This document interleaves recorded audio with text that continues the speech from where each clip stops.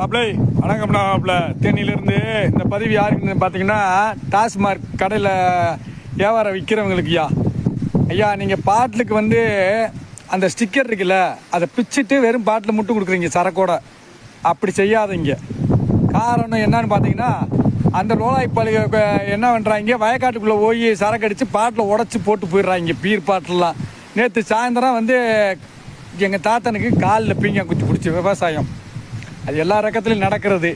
வயக்காட்டுக்குள்ளே தோட்டத்துக்குள்ளே போய் சரக்கு அடித்து பாட்டில் வந்து உடச்சிறாங்க. அந்த ஸ்டிக்கர் 10 ரூபா எதுக்கு ஒட்டுனாங்கன்னு தெரியுமா? கவர்மெண்ட்டு எதுக்கு தெரியுமா? பாட்டில் திருப்பி வந்து கொடுக்கணும், கொடுத்தாத்தே அந்த 10 ரூபா தருவேன்னு. ஆனால் நீங்கள் ஸ்டிக்கரை எடுத்துகிட்டு பாட்டில் சரக்கூட கொடுக்குறீங்க, அது தவறு. அதை திருத்த பாருங்கள். ஏன்னா வயக்காட்டுக்குள்ளே வந்து பாட்டில் இதெல்லாம் போட்டு விவசாயம் பாதிக்குது. பொம்பளை பிள்ளைய நாற்று நடுறது, நடவெடுக்கிறது, ஏன்னா நெல் இருக்கிற இடம் இது. இந்த இடத்துலலாம் பார்த்துக்கிட்டிங்கன்னா பீங்காவாக கிடக்கு.